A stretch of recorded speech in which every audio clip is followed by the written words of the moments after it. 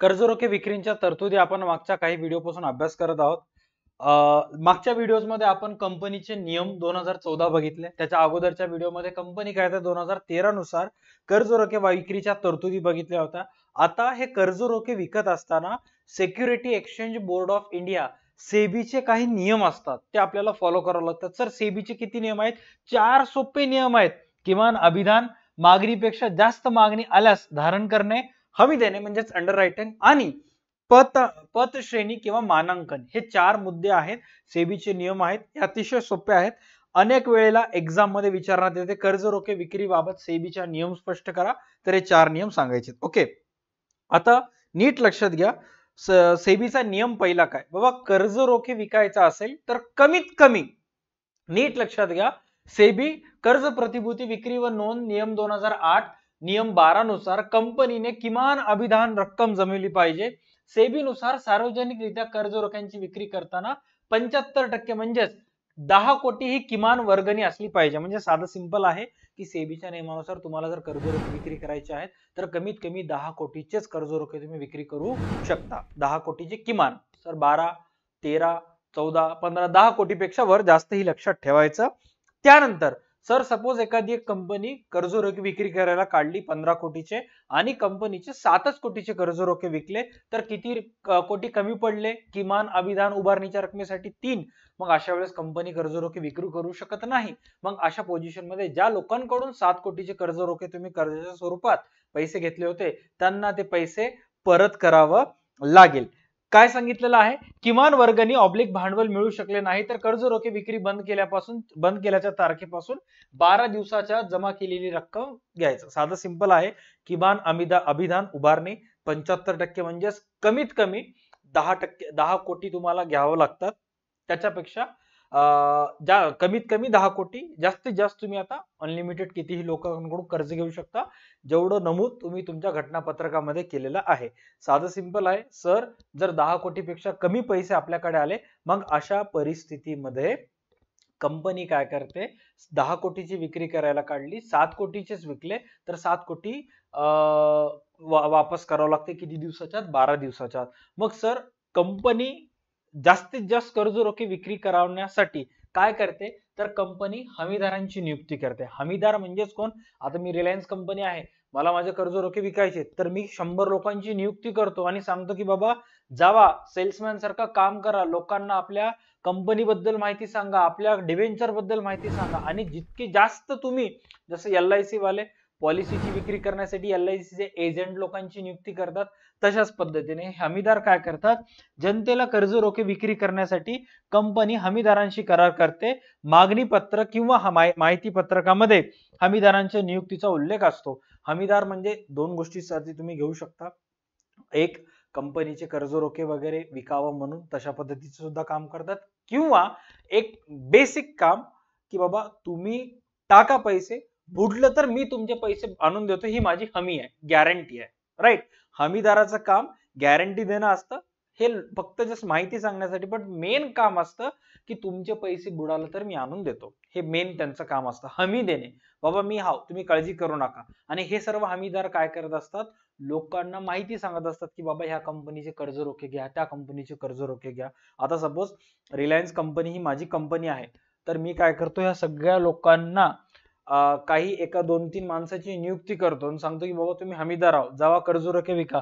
मग आता हे सपोज हा हमीदार आहे, ओके, हा हमीदार ह्या व्यक्तीकडे जातो आणि सांगतो की रिलायन्स कंपनीचे कर्जरोखे घे, फायदा आहे, बुडल तर मी पैसे देतो, मी पैसे देतो, तुझी गॅरंटी आहे, हमी आहे. मग हा व्यक्ती ह्याच्याकडे जाणार आहे, प्रत्येकाकडे जाऊन सांगणार की बाबा पैसे टाका. मग आता हे लोक काय म्हणतात की बाबा चला गॅरंटी आहे, हमी द्यावा लागलाय, तर आपण पैसे टाकून टाकायचं. आणि मग हे सगळे लोक काय करतात? कंपनीमध्ये पैसे टाकतात, कंपनीचे कर्जरोखे खरेदी करतात, म्हणजेच कंपनीला 10 कोटीपेक्षा जास्त कर्जरोखे विक्री करता येईल. ओके, दुसरं पॉइंट काय सांगण्यात आलेलं आहे? जास्त मागणी राखून ठेवणे. काय सांगण्यात आलेलं आहे? कर्जरोख्यांना जास्त मागणी आल्यास कंपनी कर्जरोख्यांच्या मूळ विक्रीच्या जास्तीत जास्त 100% किंवा माहिती पत्रकात नमूद रकमे इतकच जास्त मागणीची रक्कम राखून ठेवू शकते. आता साधं सिंपल आहे, जास्त मागणी राखून ठेवणे. कर्जरोख्यांना जास्त मागणी आल्यास कंपनी कर्जरोख्यांच्या मूळ विक्रीच्या जास्तीत जास्त 100% किंवा माहिती पत्रकात नमूद रकमे इतकी जास्त मागणी रक्कम राखून ठेवते. आता सपोज कंपनीला 10 कोटी पाहिजे, कंपनीला 10 कोटी पाहिजे, लोकांकडून 40 कोटी रुपये आले. लोकांकडून किती कोटी रुपये आले? 40. आता 40चे 40 तर ठेवून घेऊ शकत नाही. तर कंपनी काय करते, माहिती पत्रकात सांगते की बाबा आम्ही आमच्या कंपनीचे 10 कोटीचे कर्ज रोखे विकायला काढलो. सपोज 10 कोटी पेक्षा जास्त मागणी आली, तर जेवढीही मागणी एक्स्ट्रा येईल त्यातून 3 कोटी रुपये आम्ही ठेवून घेणार. कारण पैशाची गरज आहे ना, आम्हाला पैशाची गरज आहे म्हणून आम्ही मागायलो, बरोबर. सपोज तुम्ही कधी आई वडिलांजवळ पैसे मागलात की आई पप्पा मला एक 500 रुपये द्या, थोडस काम आहे. आई बाबा म्हणतील काय काम आहे, असं असं सहल वगैरे चाललेली आहे, किती रुपये फीस मागायला? 500 रुपये. हे घे 500 रुपये आणि हे 200 रुपये एक्स्ट्रा. 200 रुपये एक्स्ट्रा का? काही अडी अडचण लागलं तर ठेवून घे, असं एक्स्ट्रा रुपये कधी देतात. तुम्ही मागला 500, आले किती? 700. तसं कंपनी मागली 10 कोटी, कंपनीला आले 40 कोटी. मग कंपनी काय करते, कंपनीच्या माहिती पत्रकात अगोदरच सांगते की आम्ही 10 कोटी मागायलो. समजा 10 कोटी पेक्षा जास्त रक्कम आम्हाला लोकांकडून प्राप्त झाली, तर आम्ही काय करणार, त्या जास्त प्राप्त झालेल्या रकमेतून एक 3 करोड रुपये आमच्या जवळ जास्त मागणी रक्कम म्हणून राखून ठेवणार. राईट, कारण पैसे पाहिजे आणि मग ते जास्त राखून ठेवली रक्कम पुन्हा कधी ना कधी आम्ही ते वापर करणार. मग सर एकदा झालं काय, 10 कोटी पाहिजे होतं, यस आले किती? 40 कोटी आले. 40 कोटी मधून 10 कोटी कर्ज रोख्यांचे गेले. ओके सर, आता 30 कोटी एक्स्ट्रा आले, त्या 30 कोटीतून 3 करोड रुपये तुम्ही जास्त मागणी रक्कम राखून ठेवणार. यस, मग राहिलेल्या 27 काय? परत ज्यांच्याकडून एक्स्ट्रा आले त्यांना परत. आता काल परवाच एलजीचा आयपीओ आला होता, तर मी त्यांना 28 शेअरची मागणी केली होती की बाबा मला तुमच्या कंपनीचे 28 भाग पाहिजे आणि 28 भागसाठी पैसे दिले. तर कंपनीनं काय केलं, 28 भाग मागणी केलं, मला 14 भागच दिले. का? कारण खूप साऱ्या लोकांनी मागणी केली होती. मग कंपनीनं काय केलं, 28 भागांसाठी मी जे पैसे दिले होते त्यातले 14 भागांचे पैसे ठेवून घेतले, राहिलेले 14 भागांचे पैसे माझं मला कंपनीनं वापस केलं.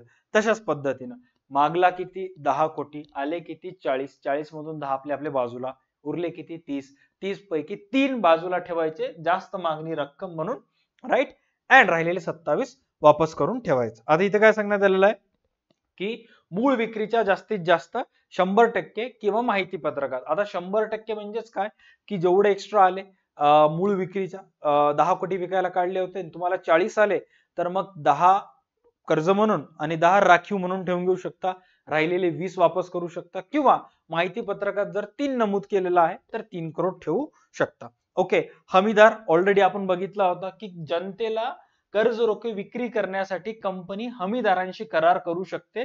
मागणी पत्र किंवा माहिती पत्रकामध्ये हमीदारांच्या नियुक्तीचा उल्लेख असतो. हमीदार म्हणजेच काय की बाबा हमी देतात की बाबा घ्या बिंदास शेअर, काही प्रॉब्लेम झाला तर मी आहे. ऑलराईट, त्याच्यानंतर नेक्स्ट आहे पत श्रेणी. आता नीट लक्षात घ्या, हा सर्वात महत्वाचा पॉइंट आहे. पत श्रेणी काय सांगण्यात आलेला आहे, सेबी भांडवल विक्री आणि डिस्क्लोजर रिक्वायरमेंट नियम 2018 नुसार कर्ज रोख्यांची विक्री करताना कंपनीला पत श्रेणी प्रमाणपत्र मिळवावे लागते. एकदम भयानक आहे. एखादी एक कंपनीचं परफॉर्मन्स कसं आहे काय नाही, जसं मी मागच्या व्हिडिओमध्ये सांगितलं होतं, मुलगा हुशार आहे की डड्डा आहे अभ्यासामध्ये, बाकी गोष्टीमध्ये नाही. एखादा एक मुलगा स्पोर्ट्स मध्ये चांगला असेल तर त्या स्पोर्ट्स आणि शाळेतील मिळणाऱ्या रिझल्टचं काही घेणं देणं नसते. स्पोर्ट्स मध्ये किती ऍक्टिव्ह आहे, क्रिकेटमध्ये किती चांगला आहे हे ऍक्च्युअल क्रिकेट खेळल्यानंतर समजते, स्विमिंग मध्ये किती चांगला आहे हे ऍक्च्युअल स्विमिंग पूल मध्ये गेल्यानंतर समजते.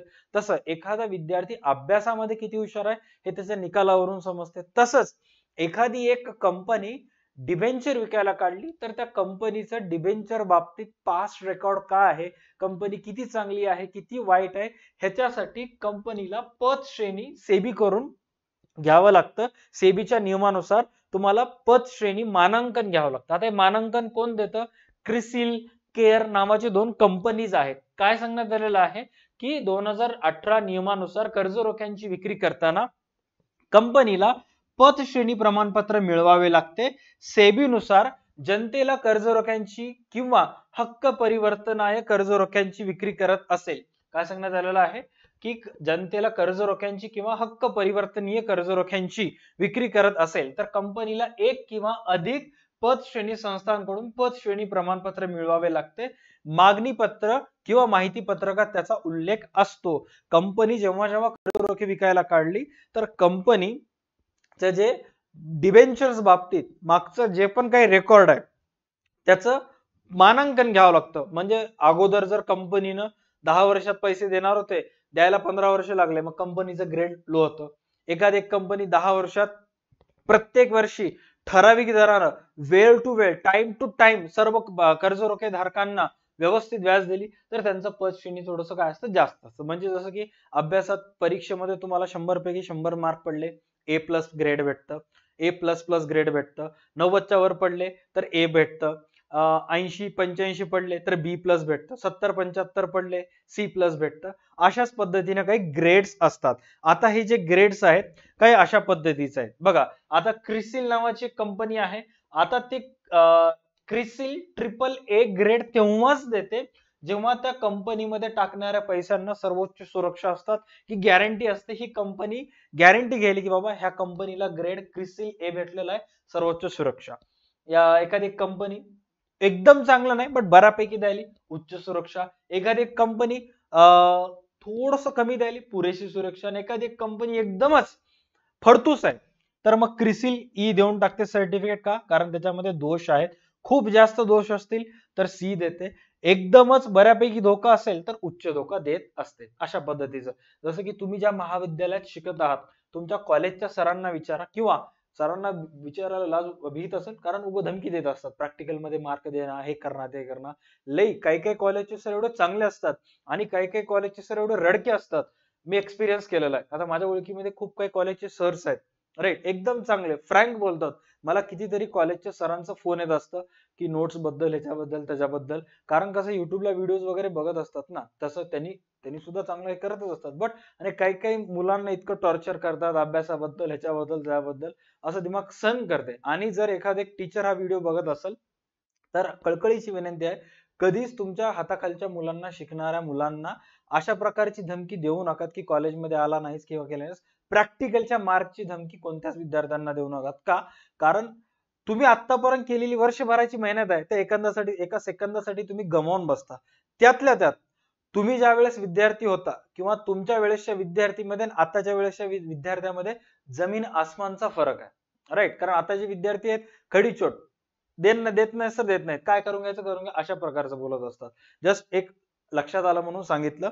मग आता नीट लक्षात घ्या, झालंय काय की करंट सिच्युएशन मध्ये आपल्या भारतामध्ये खूप सारे कंपनीज आहेत जे अशा प्रकारचे ग्रेड देत असतात. जसं की उदाहरणार्थ कोणत्या कंपनीला कोणतं ग्रेड भेटलेलं आहे स्क्रीनवर चेक करा. NTPC limited corporate bond issue केली होती, तर त्यांना जो ग्रेड भेटलेला आहे क्रिसिल मार्फत ट्रिपल ए ग्रेड भेटलेला आहे, राईट. त्याच्यानंतर कोटक महिंद्रा प्राइम लिमिटेड क्रिसलनं ट्रिपल ए ग्रेड दिलेला आहे. पुनावाला फिनकॉर लिमिटेड क्रिसलनं ट्रिपल ए ग्रेड दिलेला आहे. सर एखादी कंपनी आहे का ज्याला कमी ग्रेड भेटलेत? उदाहरणार्थ मी चेक करतो, भारतीय एअरटेल किंवा भारतीय टेलिकॉमला डबल ए प्लस भेटलेला आहे. खूप सारे कंपनीज आहेत, तुम्ही ऑनलाईन सर्च करा, तुम्हाला त्याच्याबद्दल माहिती जी आहे ते मिळून जाईल. ओके, हे अशा प्रकारचे ग्रेड असतात.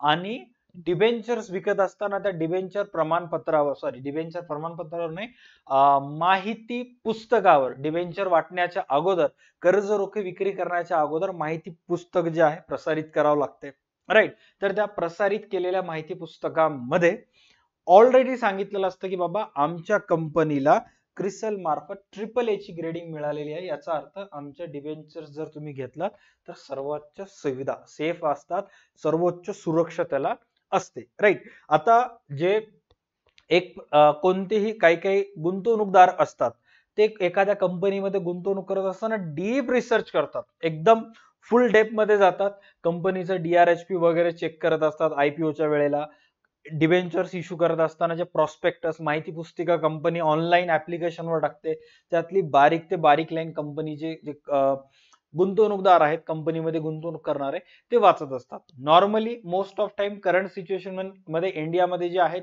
ते खूप सारे लोक जेव्हा पैसे गुंतवतात ते मोस्ट ऑफ टाइम एखाद्या इन्फ्लुएन्सरचा विचार करतात की इन्फ्लुएन्सर्स काय म्हणाले, ज्याला इंग्लिश मध्ये जर किंवा जनजीच्या टर्म्स मध्ये सांगायला गेलं तर त्याला फिनफ्लुएन्सर्स, FIN पासून चालू होते, फिनफ्लुएन्सर्स म्हणजे असे लोक की जे finance related, shares related, cryptocurrency related content वगैरे बनवत असतात, पॅसिव्ह इन्कम बद्दल बनवत असतात ते, किंवा त्यातल्या त्यात थोडेसे यंग एज मधले असेल, म्हणजे म्हणजे थोडस आणखी जेनझी पेक्षा जास्त एक 10 वर्षांना 35 ते 45 पर्यंत हे सगळे काय करतात, सीएनबीसी आवाज, टाइम्स नाऊ, झी बिझनेस अशा सारखे चॅनल वगैरे फॉलो करून करंट सिच्युएशन मध्ये मार्केटमध्ये काय चालू आहे काय नाही ते कमीत कमी वेळात जास्तीत जास्त माहिती जाणून घेण्याचा प्रयत्न करत असतात. ओके, सो सेबीचे नियम जे 4 आहेत ते आपण लक्षात केलं. किमान अभिधान 10 कोटीपेक्षा जास्त, कमी आले 12 दिवसाच्या आत वापस, जास्त मागणी राखून ठेवणे, जेवढे कर्ज रोखे विकायला काढलात त्यापेक्षा जास्त मागणी आली तर त्या जास्त मागणीमधून आलेल्यापैकी किती रुपये बाजूला काढून ठेवणार हे तुमचं सांगावं लागतंय. हमीदार, कर्ज रोखे विक्रीची हमी घेण्यासाठी पत श्रेणी, तुम्हाला पत श्रेणांक वगैरे करून घ्यावं लागतं, त्याच्याबद्दल उल्लेख कंपनीच्या माहिती पुस्तकामध्ये लिहावा लागतो, मेन्शन करावा लागतो. या व्हिडिओसाठी एवढंच. पुढच्या व्हिडिओज मध्ये आपण डिस्कस करूयात कर्ज रोखे विक्रीची कार्यपद्धती, अनेक वेळेला परीक्षेत आलेला प्रश्न आहे. भेटूयात पुढच्या क्लासमध्ये. तोपर्यंत पाहत राहा आवडतं YouTube channel. Tata bye bye, take care and stay connected.